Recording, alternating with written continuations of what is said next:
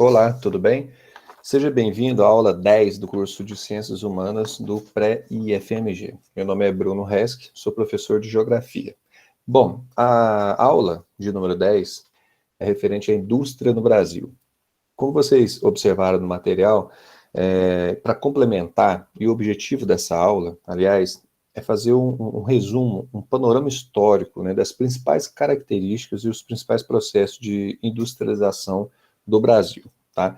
Agora, gente, é o seguinte, para falar de indústria do Brasil, nós não podemos nos esquecer, ou melhor, nós temos que fazer um resgate histórico, né, dos ciclos econômicos do país, né? Quais foram os grandes ciclos econômicos do país? O primeiro é o pau-brasil, né, em 1500, quando os portugueses chegaram aqui, o que encontraram de riqueza, né, de forma imediata e abundante, disponível, era o pau-brasil, que tinha um alto valor, né, para comercialização na Europa, e o primeiro ciclo econômico girou em torno disso. Posteriormente, Portugal implementa aqui na colônia a indústria do açúcar, né, a agricultura, né, a produção e a produção de cana-de-açúcar, né, e a produção de açúcar. Nesse período, evidentemente, era um produto extremamente lucrativo, né, então valia muito a pena a implementação, e Portugal dominou essa tecnologia, né, durante um período bastante longo, até mais ou menos o século XVI, século XVII, aliás, a concorrência do açúcar holandês, e principalmente holandês, produzido no Caribe, né, começa a diminuir, minar a lucratividade do açúcar português, e esses empreendimentos do açúcar aqui na colônia começam a não gerar mais uma quantidade satisfatória de lucro, tá? Isso gera uma preocupação muito grande com a coroa, né? Então, o que vai fazer? Mas, paralelamente a esse declínio da produção do açúcar, existia uma busca por metais preciosos no interior do país, através das bandeiras, né, dos bandeirantes e tal, até que no finalzinho do século XVII, é encontrado, enfim, ouro, né, no interior do país, né, em Minas Gerais, e Mato Grosso e Goiás, por exemplo. Mas a grande riqueza mesmo estava localizada aqui na Vila Rica, né, Ouro Preto, né. E a importância foi tão grande, né, dessa descoberta, que a capital, né, que era em Salvador, ela é deslocada aqui para o Rio de Janeiro para controlar o fluxo dessa riqueza. Mas, enfim, esse é um ciclo de riqueza que durou, mas ele foi bastante efêmero também, né? Já no final do século XVIII, né, no final do século XVIII, início do século XIX, já existia um declínio muito grande da extração de ouro, né? Já não era tão mais lucrativa, era muito mais difícil encontrar esses metais preciosos. Então começa um processo de decadência. E paralelo a esse processo de decadência, né, começa um processo de experimentação das lavouras de café, e o café que vem para o Brasil, ele se dá muito bem, né, as condições climáticas que nós temos aqui no Brasil, e São Paulo, Espírito Santo e Minas Gerais, né, se destaca na produção de café, e o Brasil ele se torna, né, até hoje, um dos maiores produtores de café do mundo, tá? Só que dentro do contexto da nossa aula de indústria, né, o que tem a ver isso tudo, né? É porque o café também ele entra no processo de declínio, né? Em 1929, no século XX, acontece a crise, né, da Bolsa de Valores de Nova York, nos Estados Unidos, e qual que é o problema? Como que o Brasil é afetado com essa crise de 29? Veja bem, o Brasil era o maior produtor de café do mundo, no entanto, um dos maiores compradores, consumidores do nosso café eram os Estados Unidos, tá?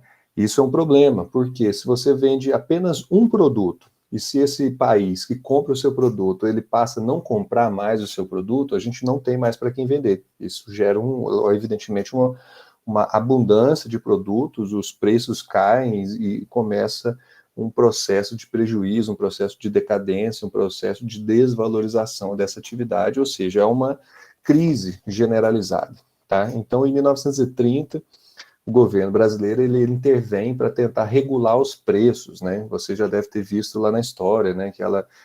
Aquela episódio da queima de sacas de café, joga café para o mar e tal, com o objetivo de diminuir a oferta, né? Para controlar a quantidade de café, para controlar o preço desse produto no mercado internacional. Então foi um período muito difícil, né? 29 foi um período. A década de 30 foi um período muito grande no mundo todo, né, por conta da crise de 29, e não foi diferente aqui no Brasil também. E a lição que o Brasil tirou disso foi: olha, a gente não pode mais continuar sendo um país exportador de commodity, tá, de apenas um produto, né, a gente não pode, porque se você depende de apenas um produto, se o mundo para de comprar esse produto, isso é problemático. Então a gente começa, né, a partir do Estado Novo, da década de 1930, do século XX, começa, de fato, a implementação da indústria no país. E o marco histórico, né, o nome que a gente dá para isso é indústria de base. Então, Getúlio Vargas ele começa a construção da indústria de base, que é siderurgia, Petrobras, a CSN, né, que é a produção de aço, a Companhia Vale do Rio Doce, né, que é a extração de minério de ferro, que essa indústria pesada, ela vai fornecer as condições básicas para a implementação de novas outras indústrias. Então, o Brasil começa uma expansão de suas fronteiras para a chegada de multinacionais, né, para a vinda de outras indústrias de fora do país para se instalarem aqui. E o Brasil, de fato, ele começa a se transformar num país industrializado. Então, de 1500 até 1930, o Brasil ele era um país agrário e exportador. A partir de 1930 e 1940, o Brasil ele se transforma no país urbano e industrial, tá?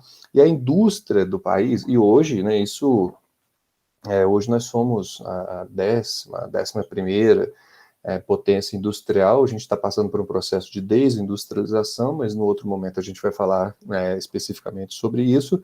Mas o fato é que o Brasil tem esse limite histórico, que é a década de 1930, que o Brasil ele se transforma de fato num país industrializado, tá? E quais são as características básicas da industrialização? Então, a gente entendeu o processo histórico, né, da implementação da indústria no país, e a indústria brasileira ela tem 4 características fundamentais que é bom a gente ter bem claro. Tá? Primeiro, a industrialização tardia, que eu acabei de falar. Nossa industrialização começa em 1940, 1930, 1940, enquanto os países, as potências europeias e norte-americanas, Estados Unidos, Alemanha, Japão, Inglaterra já estavam industrializados, né, já eram potências industriais desde o século XIX, início do século XX. Então, significa que o Brasil possui uma indústria tardia, ele entrou nesse time de países industrializados de forma tardia. Nós temos uma industrialização dependente, tá? O que é industrialização dependente? Toda indústria, né, ela implica em acúmulo de tecnologia, de conhecimento, de inovação tecnológica, tá? E o Brasil, como ele não tinha esse acúmulo de conhecimento, ele traz de fora esse conhecimento. Então, nós somos dependentes. Por exemplo, nós temos várias montadoras de veículos aqui dentro do nosso território, mas nós não temos uma fábrica nacional própria de automóveis, porque nós dependemos, tá? Nós não desenvolvemos uma tecnologia própria nossa, correto? Então, isso é o significado de indústria dependente, independente tanto de capital, né, da vinda dessas multinacionais de fora para cá, quanto dependência tecnológica. E uma outra característica é a substituição de importações. O que seria substituição de importações? É você escolher, né, você determinar nichos, né, você determinados produtos que até então não eram fabricados aqui dentro para serem fabricados aqui dentro, tá? Então, por exemplo, no Brasil não existia nenhuma fábrica de máquinas de lavar roupa, por exemplo. A gente importava todas as máquinas de lavar roupa, então, no determinado momento, o Brasil ele cria as condições para a implementação dessas fábricas tá, de máquinas de lavar aqui no Brasil. Então, no caso dos automóveis, no caso dos equipamentos eletrônicos e tal, mais ou menos essa lógica da substituição de importação. E, por fim, a indústria do Brasil é uma indústria concentrada. Por que ela é uma indústria concentrada? Porque ela nasce de forma muito concentrada no eixo São Paulo-Rio de Janeiro, aqui na região sudeste.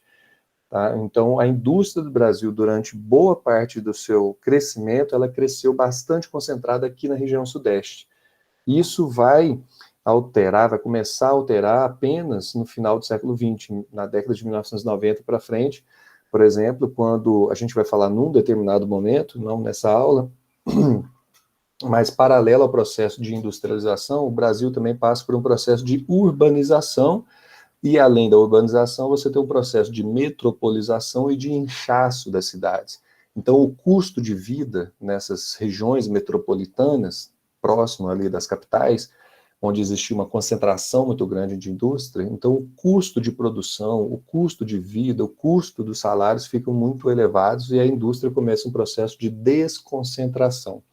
Tá? Então, mas originalmente a indústria brasileira, nós classificamos, nós chamamos de indústria concentrada. Tá? Então, as 4 características, né, básicas da industrialização do país é indústria tardia, indústria dependente, substituição de importação e indústria concentrada. E o marco histórico do processo de industrialização nossa é a década de 30 do século XX, tá? Que é consequência, tá, do declínio do ciclo do café no Brasil. Bom, essa aula é um resumo, né, histórico, é uma aula bem simples, mas creio que esse roteiro, né, esse contexto histórico, ele é fundamental para que a gente possa compreender a industrialização do país de uma forma geral, tá bom? Agradeço a atenção e nos veremos na próxima aula. Deixo um abraço para todo mundo.